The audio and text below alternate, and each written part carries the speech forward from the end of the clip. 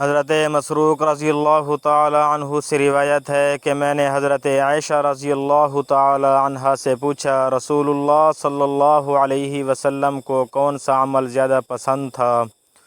انہوں نے فرمایا جو ہمیشہ کیا جائے خواہ کم ہی ہو۔ میں نے کہا آپ رات کو کس وقت تہجد کے لیے اٹھتے تھے؟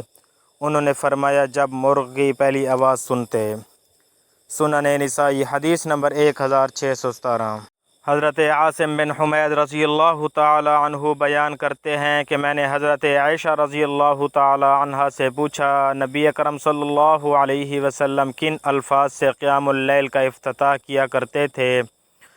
انہوں نے فرمایا تم نے مجھ سے وہ چیز پوچھی ہے جو تم سے پہلے کسی نے نہیں پوچھی۔ رسول اللہ صلی اللہ علیہ وسلم 10 دفعہ اللہ اکبر، 10 دفعہ الحمدللہ، 10 دفعہ سبحان اللہ، 10 دفعہ لا الہ الا اللہ اور 10 دفعہ استغفر اللہ کہتے تھے۔ پھر فرماتے اے اللہ مجھے معاف فرما، مجھے ہدایت دے، مجھے رزق عطا فرما اور مجھے عافیت و صحت دے، اور میں قیامت کے دن اللہ تعالیٰ کے سامنے کھڑا ہونے کی تنگی سے اللہ تعالیٰ کی پناہ چاہتا ہوں۔ سنن نسائی حدیث نمبر 1618۔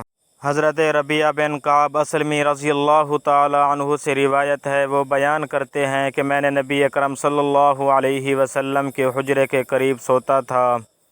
جب آپ رات کو تہجد کے لیے اٹھتے تو میں سنتا کہ آپ دیر تک سبحان اللہ رب العالمین، پاک ہے اللہ جو جہانوں کا رب ہے، پڑھتے رہتے۔ پھر دیر تک سبحان اللہ و بحمدہ، اللہ تعالیٰ تمام عیوب و نقائص سے پاک ہے اور تمام تعریفوں والا ہے، پڑھتے رہتے تھے۔ سنن نسائی حدیث نمبر 1619۔